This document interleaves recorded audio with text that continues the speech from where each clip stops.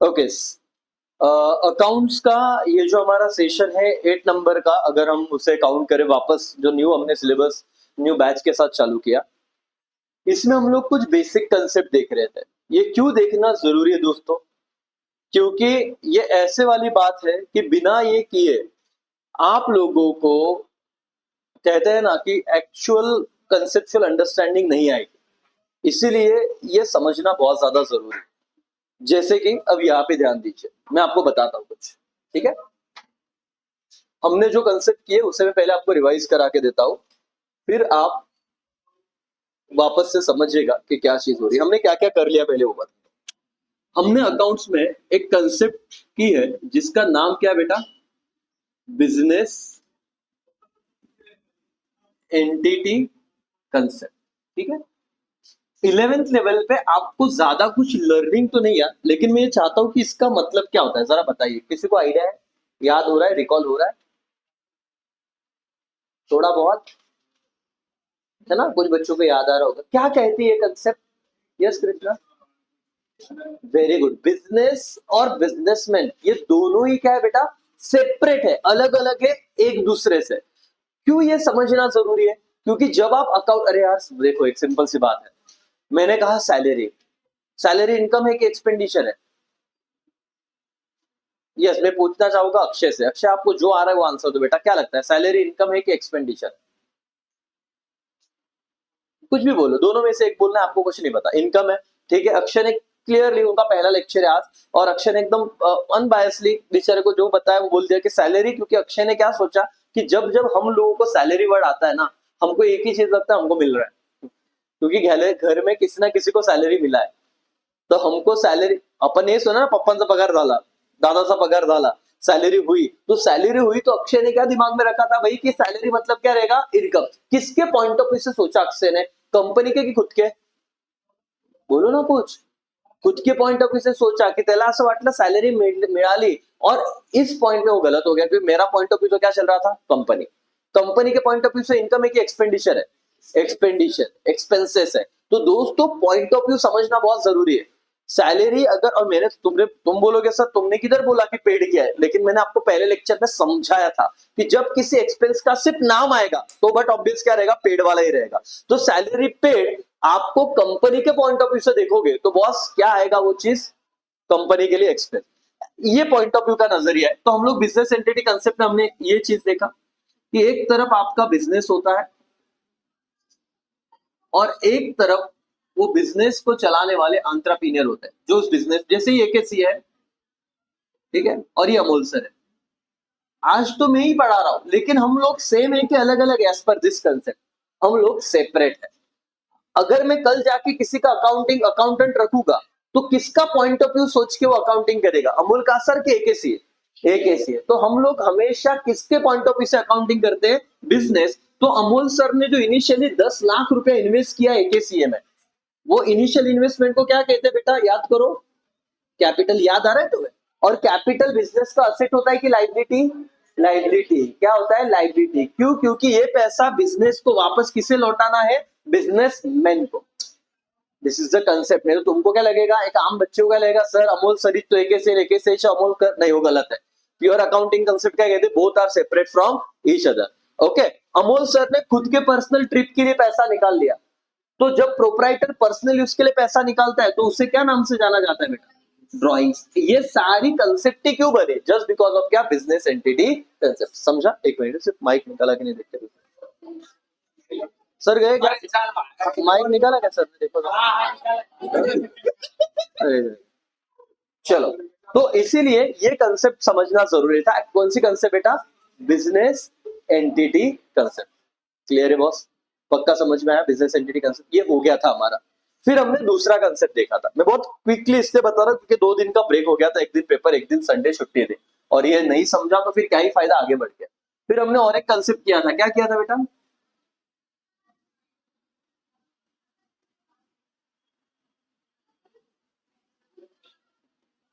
लिखते नहीं आया तो चलेगा, लेकिन ऐसे कि सर देखो अपने वर्ड में तो बोलते आना चाहिए। मनी मेजरमेंट कंसेप्ट क्या होता है अकाउंट्स में? मनी मेजरमेंट कंसेप्ट मतलब क्या?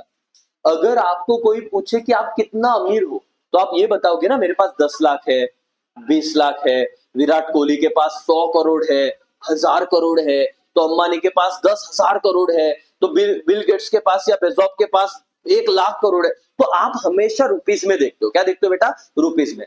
या तो इन्होंने क्या बताया था पता, याद करो, नहीं याद आ रहा है तो मेरी बात समझो। अगर किसी व्यक्ति को पूछा कि वो कितना अमीर है और ये वो ऐसे बताए कि मेरे पास 4 बंगलो है,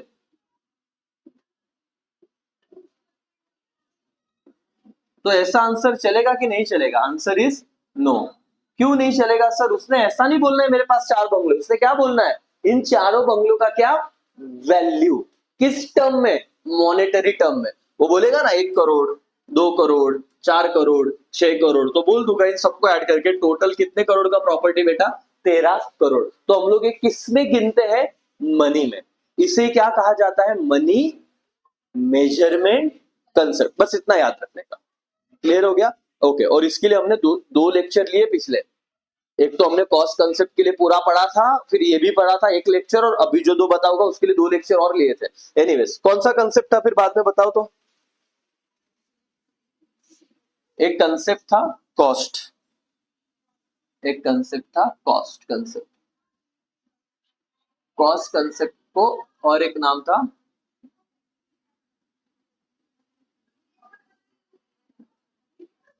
हिस्टोरिकल। क्या बेटा?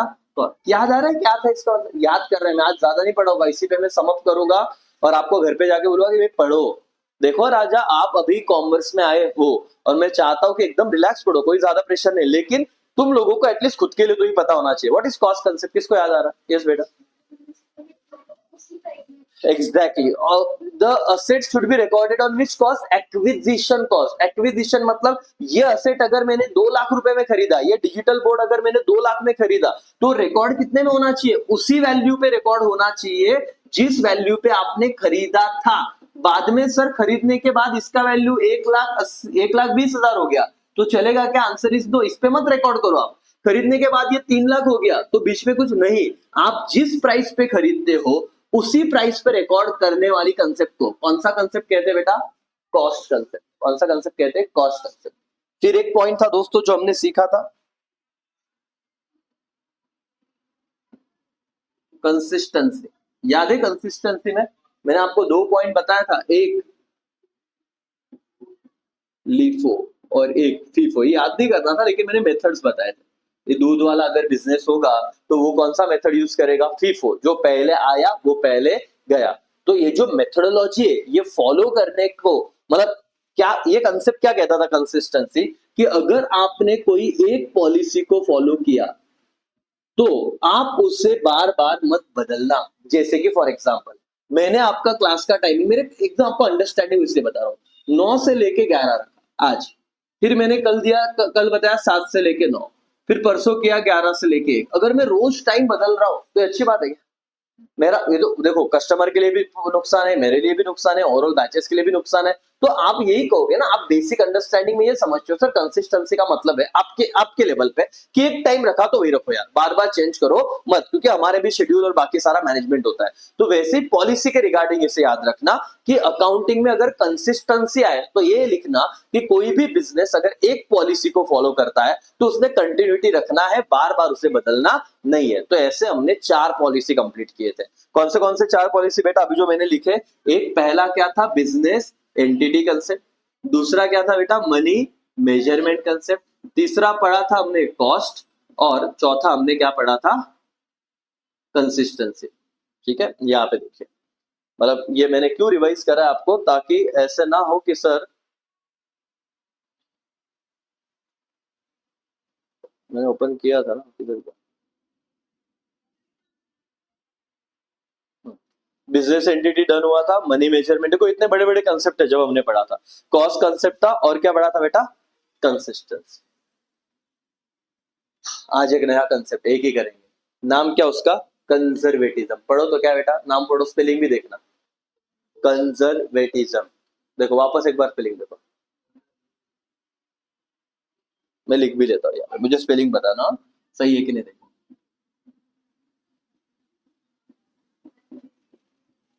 बराबर लिखा है बेटा? कंजर्वेटिज्म। क्या? कंजर्वेटिज्म। तुमने कभी देखा है दोस्त बोलते हैं कि हमें बिजनेस करना है, और बिजनेस करना है, कोई दोस्त बोलेगा कि यार ना मैं पानी पूरी का बिजनेस करना चाहता हूँ। वो बोला क्यों? क्योंकि आप देखना ऐसे भी जिंदगी में हमको कितने साल पढ़ना है पता है? 11वीं 12वीं 2 साल, बीकॉम कितने साल?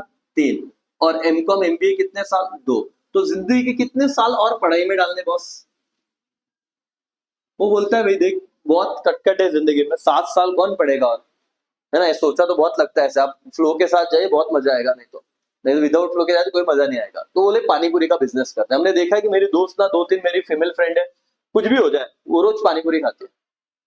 अच्छा वो छोड़ो, अभी मैडम मतलब मेरे मिसेस, तो उन्होंने मेरे को परसों क्या लॉजिक बताया, उन्होंने रील्स देखा रहेगा, उन्होंने क्या बोला पता है? पानी पूरी खाने से वेट लॉस होता है।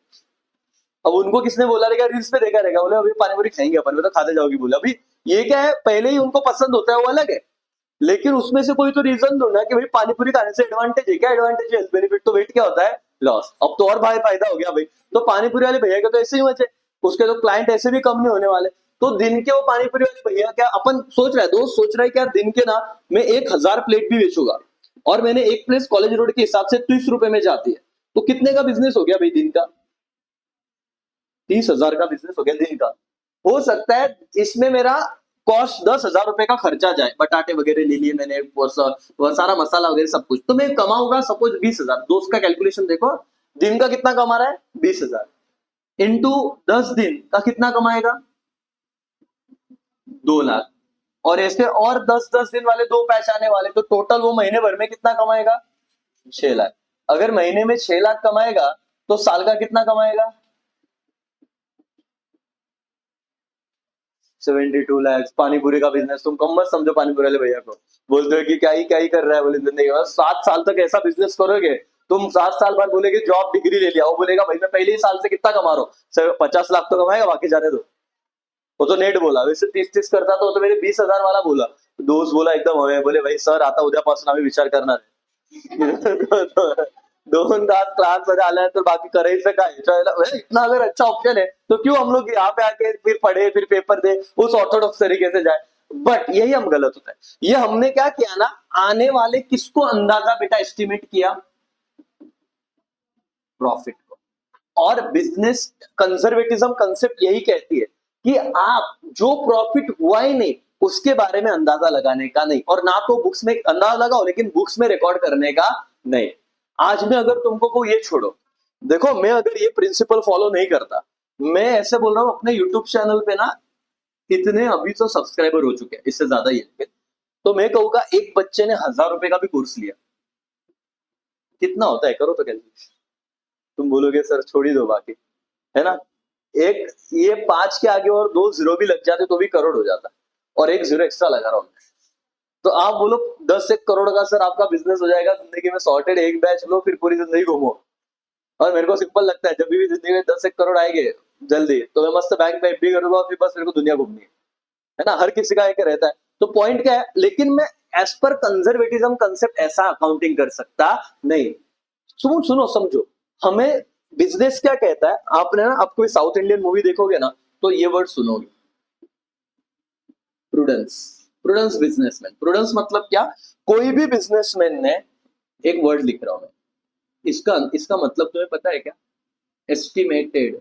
एस्टिमेशन, एस्टिमेशन का मतलब पता है? एस्टिमेशन, एस्टिमेशन का मतलब होता है अंदाजा, कि आज मैं एस्टिमेट करता हूं आज बारिश आएगी कि नहीं आएगी। तो वर्ड समझो, कोई भी बिजनेस एस्टिमेटेड लॉस, उसको लगता है कि भविष्य में लॉस हो सकता है, और उसको लगता है कि भविष्य में क्या होगा बेटा? Estimated profit. मैं बोलता हूँ 1 लाख सब्सक्राइबर है तो भाई एक तो कोर्स जाएगा ही, ये सोचना, मतलब मैं सोच रहा हूँ किसका बेटा? एस्टिमेटेड प्रॉफिट का। और मैं सोच रहा हूँ कि अपनी 50 बच्चों की 20 बच्चों की बैच है, और एक आधे बच्चे की फीस शायद आ सकती नहीं, तो फीस नहीं आना प्रॉफिट है कि लॉस है? लॉस। तो लेकिन अभी अभी नहीं, मेरे को लग रहा है कि क्या हुआ, उसका दुकान, उसके डैडी का दुकान जिस जगह पे था, बहुत ज्यादा बारिश आई अभी नासिक में, गंगेला पूर आला, और उसके डैडी की दुकान पूरे पानी में चली। तो मैं देख रहा हूँ कि पानी में जाने की वजह से उनके घर में फाइनेंशियल कंडीशन थोड़ा वीक है, तो मुझे लग रहा है कि पैसा आएगा नहीं, लेकिन लग रहा है, फिक्स नहीं हुआ। तो ये भी मैंने अंदाजा लगाया, लेकिन अंदाजा किसका लगाया? लॉस का। और मैं बोल रहा हूँ कि मेरे 1 लाख सब्सक्राइबर है, सब 1-1 हजार का कोर्स लेंगे, पैसा ही पैसा, 15 करोड़, ये बड़ी बड़ी गाड़ियां ले लो, बंगले ले लो, अभी तक आया नहीं। तो ये भी क्या था, एस्टिमेटेड क्या था, लेकिन इनकम या गेन दोनों एस्टिमेटेड। क्या लगता है बुक्स में क्या रिकॉर्ड करना चाहिए? दोनों देखो, ऑप्शन ए दे रहा हूं, दोनों रिकॉर्ड करना चाहिए। ऑप्शन बी, लॉस रिकॉर्ड करना चाहिए, प्रॉफिट नहीं रिकॉर्ड करना चाहिए। ऑप्शन सी, लॉस नहीं रिकॉर्ड करना चाहिए, प्रॉफिट रिकॉर्ड करना चाहिए। ऑप्शन डी, कुछ भी रिकॉर्ड नहीं करना चाहिए। क्या लगता है आपको? आपके मन में एक ही आएगा, कुछ भी रिकॉर्ड मत करो सर, अंदाजा है तो अंदाज को क्यों रिकॉर्ड करते हो, बराबर है कि नहीं? लेकिन इसका आंसर क्या है बता बेटा? Option B. और इससे तुमको एक कंसेप्ट समझेगा, कंजर्वेटिज्म कंसेप्ट क्या बोलता है ये सुनो, क्योंकि आगे जाके, और मैं बोलता हूं और मैं इसके बहुत अगेंस्ट हूं बेटा, 11वीं वाले बच्चों को इतना ना बताते ही नहीं, क्योंकि उन्हें लगता है बच्चा नहीं समझ पाएगा या उन्हें बोर हो जाएगा। बच्चे ने जैसे कहा ना, आते डेमो के लिए और उसमें से इतना बड़ी बड़ी ज्ञान दे दिया, बोले कि ये नहीं पाहिजे आम्हाला, फक्त एवढं सांगा 10 जैसा, वैसे नहीं चलेगा अभी बॉस। तुमको 12वीं में प्रोविजन फॉर आरडीडी करके मैं बताऊंगा अभी, 11वीं में भी लास्ट चैप्टर में, रिजर्व फॉर डाउटफुल डेट्स।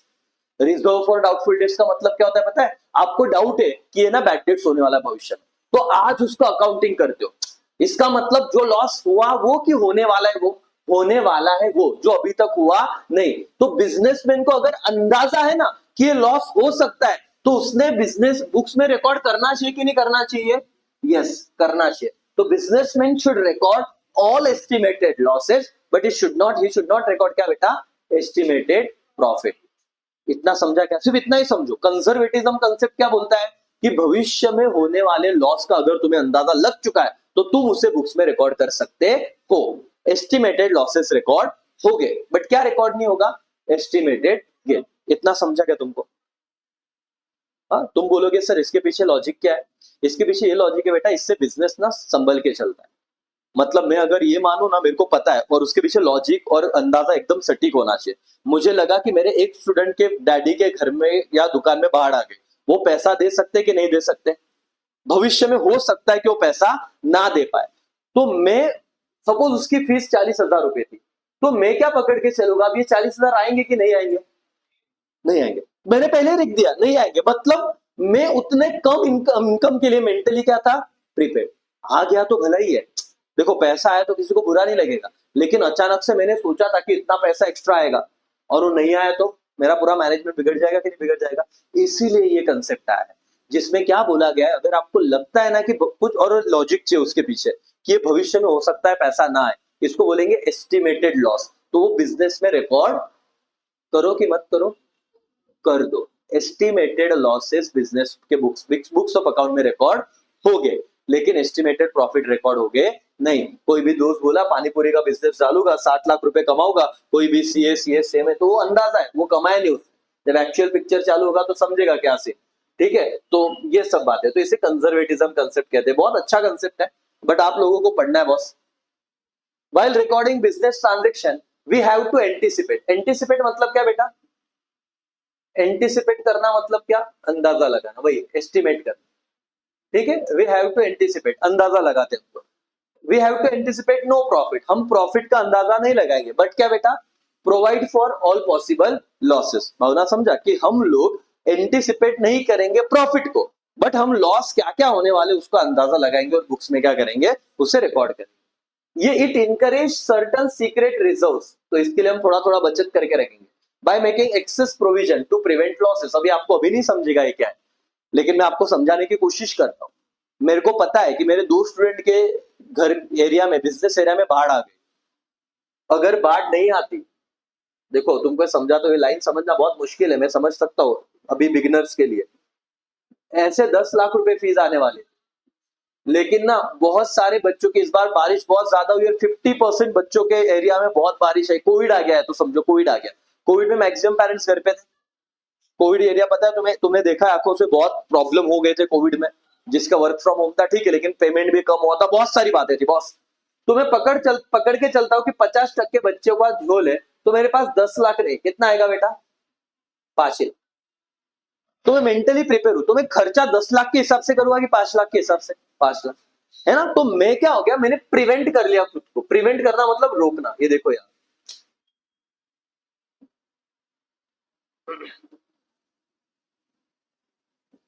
ये देखो यार, इनकरेज टू सीक्रेट रिजर्व, मैं सेविंग करना चालू करूंगा। Make excess provision to prevent losses, मैं लॉस से बच जाऊंगा तो मैं एक्स्ट्रा अननेसेसरी खर्चा नहीं करूंगा। इनकम स्टेटमेंट में show lower income and balance sheet over state liability and under state asset. अब ये मैं तुमको बाद में बताऊंगा जब तुम एक लेवल पे 12वीं में जाओगे, और सीए वालों के लिए तो बहुत जरूरी है।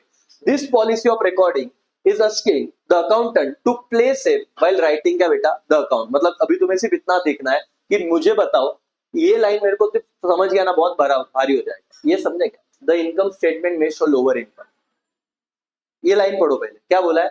द इनकम स्टेटमेंट में शो लोअर इनकम, मतलब ज्यादा नहीं, क्या दिखाएगा? कम इनकम। मानते हो तुम ऐसा होगा? क्यों सर? देखो, अगर बाढ़ नहीं आती तो मैं कितना इनकम एक्सपेक्ट करके चल रहा था? 10 लाख। अभी तक फिक्स नहीं कि देगा कि नहीं, लेकिन बाढ़ आ गई तो मैंने क्या समझा? 10 लाख नहीं, कितना आएगा? 5 लाख। तो बुक्स में कितना रिकॉर्ड किया मैंने? 5 ही लाख। तो मेरा इनकम बढ़ा के कम हुआ? कम। तो इस कंसेप्ट से मे भी इनकम क्या हो गया बेटा? कम। लाइबिलिटी बढ़ेंगे, असेट कम दिखेंगे, वो भी उसी से कनेक्टेड है। बट एनीवेज, बाकी सब छोड़ो।